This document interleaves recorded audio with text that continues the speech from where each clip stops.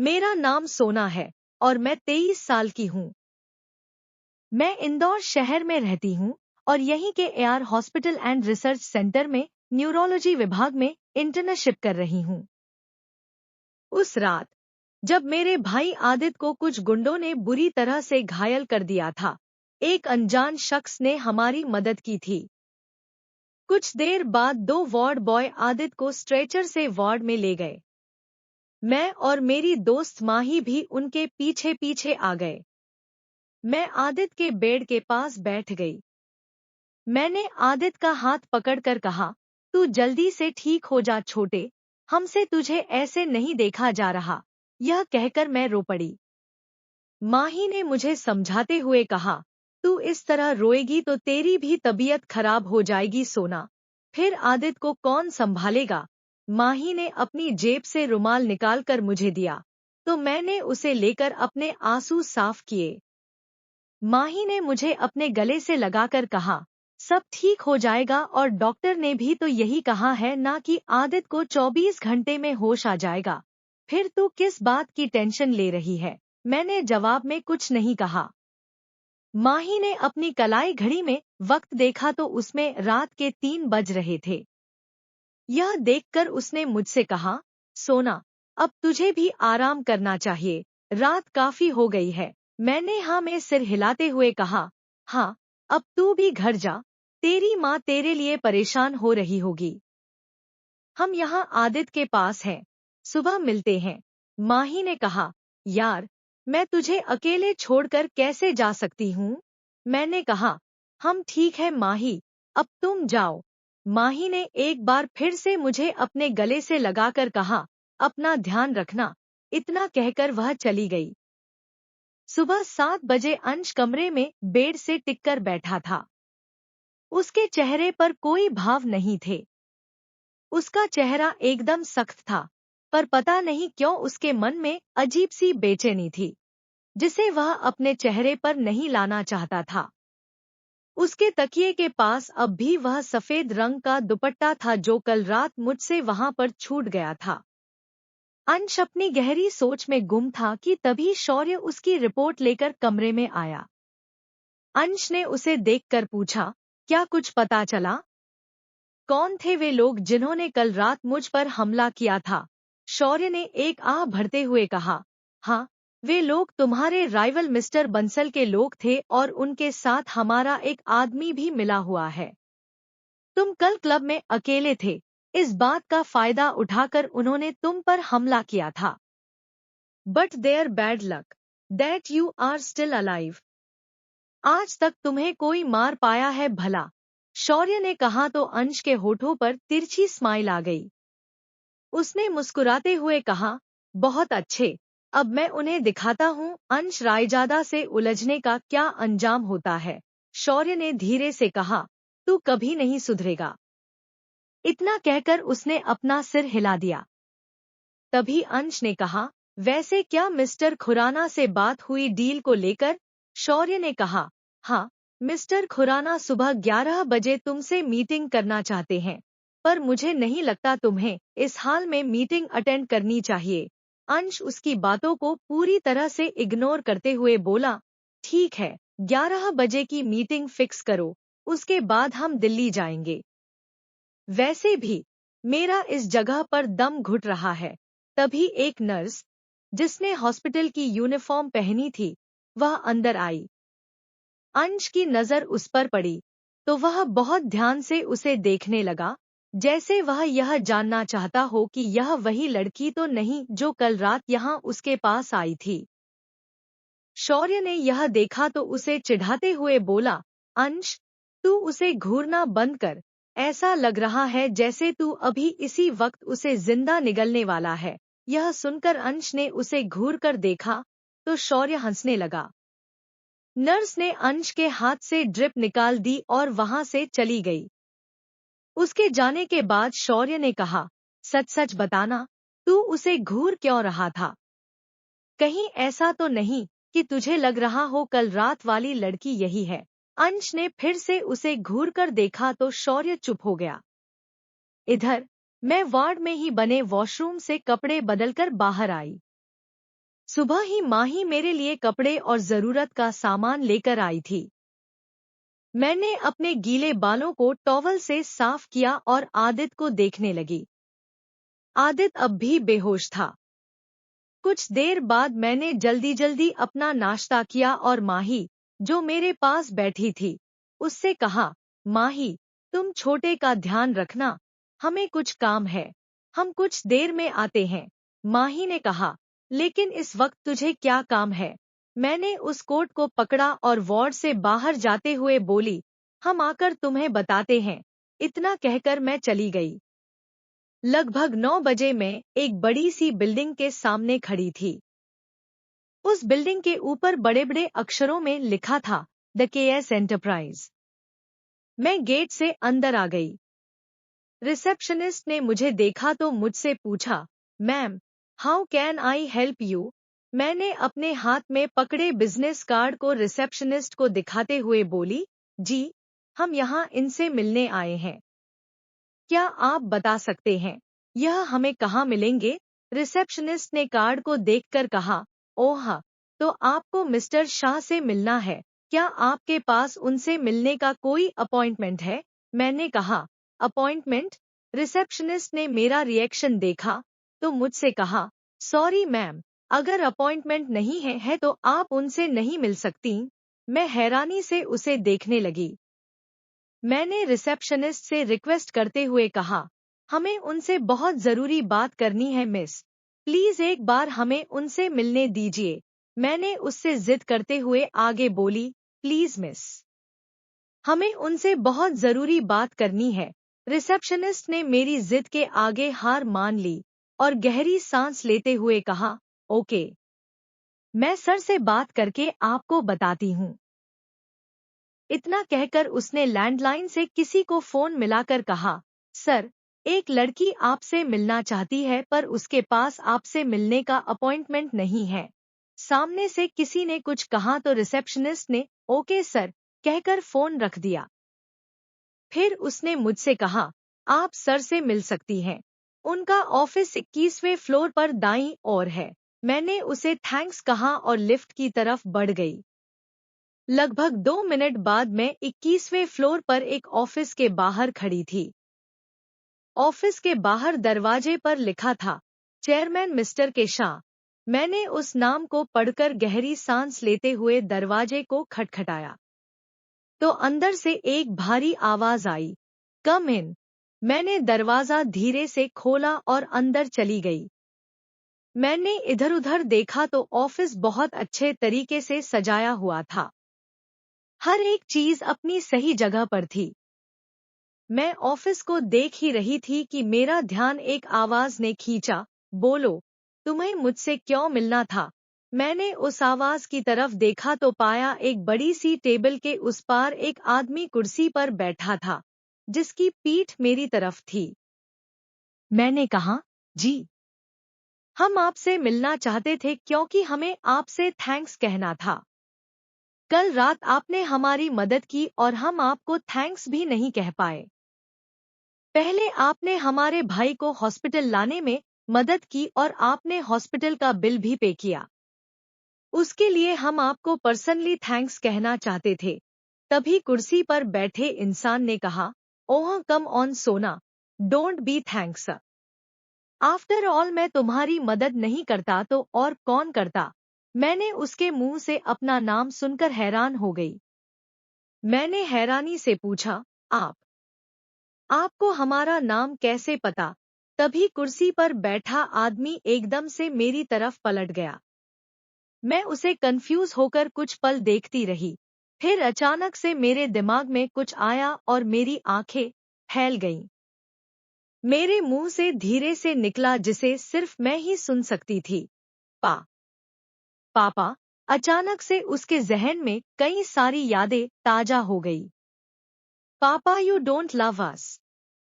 मम्मा के जाने के बाद आपने हमें भुला दिया है। I hate you M R. Kabir Shah. You are a selfish man. इस तरह के शब्द उसके कान में गूंजने लगे। उसके सामने खड़ा वो शख्स कोई और नहीं बल्कि उसके पिता कबीर शाह थे। कबीर शाह दिल्ली के साथ इंदौर के भी एक मशहूर उद्योगपति थे। उनकी सबसे बड़ी फूड फैक्ट्री दिल्ली में थी और वो अपने परिवार के साथ दिल्ली में रहते हैं। सोना की माँ जब सोना 8 साल की थी तब एक बीमारी के चलते चल बसी थी। उसके बाद कबीर ने दूसरी शादी कर ली थी। सोना की स्टेप मॉम उसे हर रोज परेशान करती थी और कबीर भी उसके और उसके छोटे भाई के ऊपर ज्यादा ध्यान नहीं देते थे।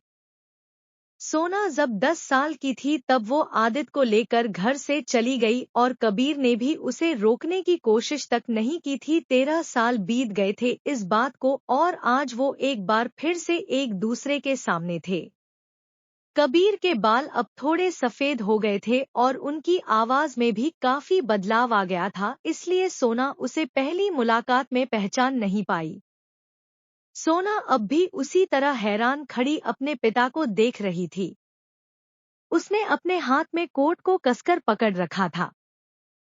कबीर मुस्कुराते हुए सोना के सामने आकर खड़े हो गए। फिर उन्होंने सोना से कहा, कैसी हो बेटा? मैंने तुम्हें बहुत मिस किया। इतना कहकर सोना को अपने गले से लगा लिया। सोना की आंखें आंसुओं से भर गई थी और उसका दिल तेजी से धड़क रहा था। कुछ पल बाद उसने कबीर को खुद से दूर धक्का देते हुए कहा, आपको कोई गलतफहमी हो रही है मिस्टर शाह, हम वो नहीं हैं जो आप समझ रहे हैं। ये सुनकर कबीर ने कहा, ओ कम ऑन सोना, तुम किससे झूठ बोल रही हो? मैंने तो तुम्हें कल रात को ही पहचान लिया था जब तुम मेरी कार में बैठी थी। मैंने तुम्हारे गले में वो तुम्हारी माँ का लॉकेट देखा था। उसकी बात सुनकर सोना ने अपना चेहरा सख्त करते हुए कहा, अगर हमें पता होता हम जिससे मदद ले रहे हैं वो आप हैं मिस्टर कबीर शाह, तो यकीन मानिए हम कभी ऐसा नहीं करते। हम आपसे आज भी उतनी ही नफरत करते हैं जितनी 13 साल पहले करते थे, कबीर ने कहा। इसलिए मुझे तुम्हारे सामने आने से डर लग रहा था। अगर मैंने उस वक्त तुम्हें अपने बारे में बता दिया होता तो तुम कभी भी मुझसे मदद नहीं लेती, चाहे तुम आदित को मरने के लिए छोड़ देती। सोना ने ये सुना और अपना चेहरा दूसरी तरफ मोड़ लिया। कबीर ने उसे कंधों से पकड़कर उसे अपनी तरफ घुमाते हुए कहा, मैं जानता हूँ तुम मुझसे बहुत नाराज हो पर मैं तुमसे बहुत प्यार करता हूँ बेटा। तुम्हें नहीं पता मैंने तुम्हें ढूंढने में दिन रात एक कर दिया था पर तुम मिली तो कैसे?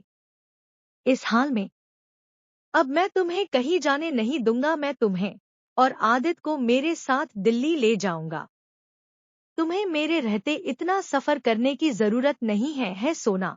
सोना ने उसकी बातों को पूरी तरह से इग्नोर करते हुए कहा, आई थिंक अब हमें चलना चाहिए।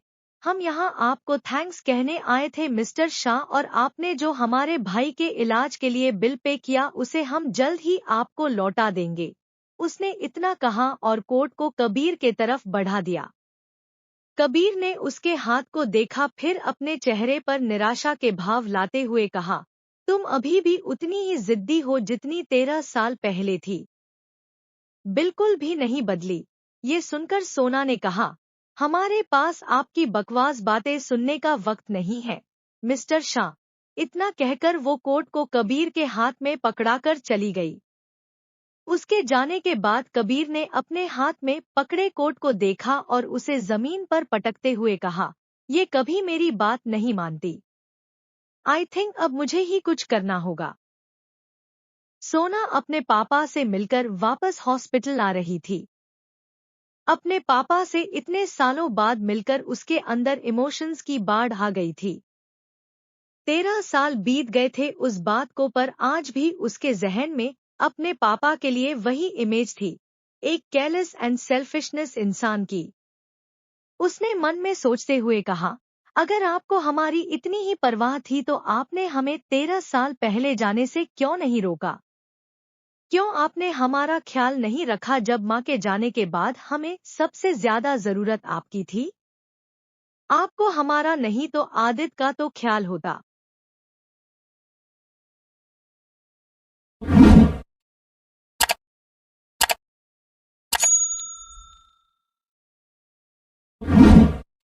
सोना अपने सोच में गुम चली आ रही थी। वो रोड पार करते हुए हॉस्पिटल के अंदर जा ही रही थी कि उसने देखा एक ठेले वाला रोड क्रॉस कर रहा है और उसी वक्त एक ब्लैक कार तेज रफ्तार से हॉस्पिटल कैंपस से बाहर निकली और सीधा उस ढेले से टकरा गई। सोना तेजी से उस ठेले वाले के ओर भागी। उसने उसे जमीन से उठाते हुए पूछा, बाबा, आप ठीक हैं? वो बूढ़ा आदमी अपना सिर पकड़कर बैठ गया क्योंकि उसके ठेले का सारा सामान रोड पर बिखर गया था। सबका ध्यान अब उन्हीं की तरफ था। वो ब्लैक कार ठेले से टकराने के वजह से सामने कुछ दूर जाकर रुक गई थी।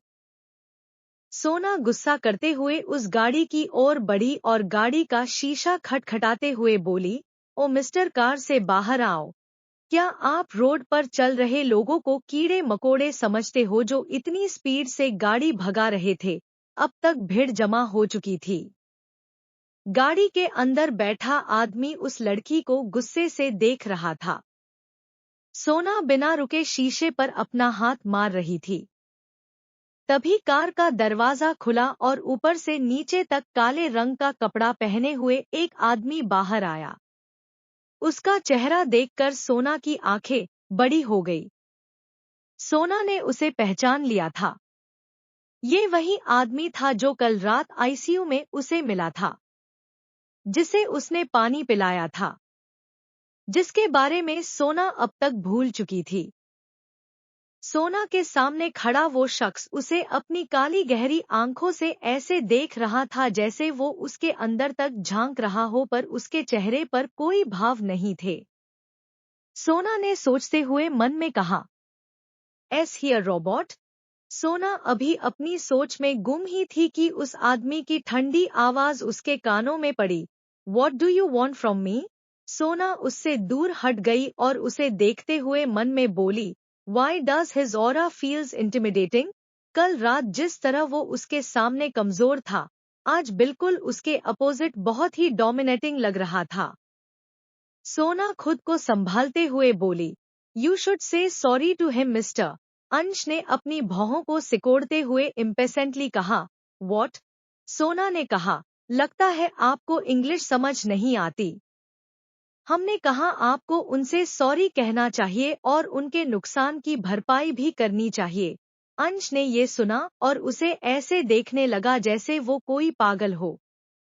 जल्द ही उसके होठों पर तिरछी स्माइल आ गई। उसने सोना को ऊपर से नीचे तक देखते हुए कहा, लड़की, तुम्हें पता भी है तुम इस वक्त किससे बात कर रही हो? सोना ने आज लाइट ब्लू चूड़ीदार सूट पहना था। उसकी खूबसूरत नीली आंखें, मेकअप के नाम पर होठों पर सिर्फ लिप ग्लॉस, माथे पर काली बिंदी और दोनों हाथों में कुछ चूड़ियां थी। कानों में छोटे छोटे झुमके थे और उसके काले लंबे बाल गूंथे हुए थे। इस वक्त सोना बेहद खूबसूरत लग रही थी। तभी किसी ने फुसफुसाते हुए कहा, ये तो अंश रायजादा है ना? तभी दूसरे ने कहा, अब तो ये लड़की गई काम से। सभी उन दोनों को घेर के खड़े थे।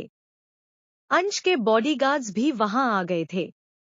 एक बॉडीगार्ड सोना की तरफ बढ़ने लगा तो अंश ने अपना हाथ दिखाकर उसे रोक दिया। उसे अपने सामने खड़ी इस नीली आंखों वाली लड़की से वही खुशबू महसूस हो रही थी जो उस दुपट्टे से आ रही थी। अंश अपनी सोच में गुम था कि तभी सोना की आवाज उसके कानों में सुनाई पड़ी, हमें नहीं पता आप कौन हैं, बस हम इतना जानते हैं कि आपने इन्हें हर्ट किया है, इसलिए आपको सॉरी कहना चाहिए। सोना के अंदर ना जाने कहां से इतनी हिम्मत आ रही थी। वो अपने सामने खड़े ग्रीक गॉड जैसे दिखने वाले आदमी की आंखों में आंखें डालकर देख रही थी। अंश ने गुस्से से उसे देखा, फिर उसने अपनी अकड़ में कहा, मैं शिवांश सिंह रायजादा हूँ, जिसने आज तक किसी से सॉरी नहीं कहा, और तुम चाहती हो मैं इस 2 कौड़ी के इंसान से माफी मांगू। तभी ठेले वाला सोना के पास आया और बात को ज्यादा न बढ़ाते हुए धीरे से बोला, बेटा रहने दो ना, हमारी ही गलती थी, क्यों बात को बढ़ाना? ये सुनकर सोना बोली, नहीं बाबा, गलती आपकी नहीं बल्कि इस आदमी की है, तो सॉरी भी इन्हें ही कहना चाहिए। ये सुनकर ठेले वाला चुपचाप खड़ा हो गया। सोना ने अंश से एक बार फिर से कहा, लुक मिस्टर, हमें कोई इंटरेस्ट नहीं है आपको जानने में, इसलिए आप हमारा और अपना वक्त बर्बाद न करते हुए जल्दी से इनसे सॉरी कहिए और इन्हें इनके नुकसान की भरपाई करके जाइए, यहाँ से जाने दीजिए। इतनी सी बात समझ नहीं आ रही आपको? अंश उसे खा जाने वाली नजरों से घूर रहा था। आज तक किसी ने भी उससे इतनी बदतमीजी से बात करने की जुर्रत नहीं की थी, और इस लड़की ने आज 4 लोगों के सामने 2 बार उसे भला बुरा सुना दिया था। अंश ने गुस्से से कहा, तुम मुझे समझा रही हो? मुझे? अंश रायजादा को। सोना ने अपने दोनों हाथों को बांध लिया और उसे घूरते हुए बोली, जी हाँ। अगर आप गलत हैं तो आपको सॉरी कहना चाहिए, इतना बेसिक मैनर तो पता ही होगा आपको। सोना की बातें अंश के गुस्से पर पेट्रोल छिड़कने का काम कर रही थी। अंश से अब बर्दाश्त नहीं हुआ तो उसने गुस्से में सोना की कलाई पकड़ ली और उसे अपनी तरफ खींचते हुए बोला, सॉरी सुनना है तुम्हें हो? इतना कहकर वो सोना के होठों पर अपने होठ रखकर जबरदस्ती उसे किस करने लगा। अंश सोना के होठों पर अपने होठ रखकर जबरदस्ती उसे किस करने लगा। उसकी इस हरकत पर सोना की आंखें बड़ी हो गई और उसने अपनी कलाई उसके हाथ से छुड़ाकर अपनी पूरी ताकत से उसे एक तमाचा मार दिया, जिससे अंश का सर एक ओर झुक गया। उसने गुस्से से सोना को देखते हुए कहा, हाउ डेयर यू? इतना कहकर सोना के दोनों हाथों को पकड़कर मोड़ते हुए कमर से लगा दिए। फिर दूसरे हाथ से उसके बाल पकड़कर बिना वार्निंग के किस करने लगा। इस बार उसके किस करने में उसका गुस्सा साफ झलक रहा था। वो सोना के होठों को बुरी तरह से टॉर्चर कर रहा था। देर बाद सोना की सांसें उखड़ने लगी तो अंश उससे दूर हुआ, पर उसने उसे छोड़ा नहीं। सोना की सांसें तेज हो चुकी थी और उसका शरीर घबराहट की वजह से कांप रहा था।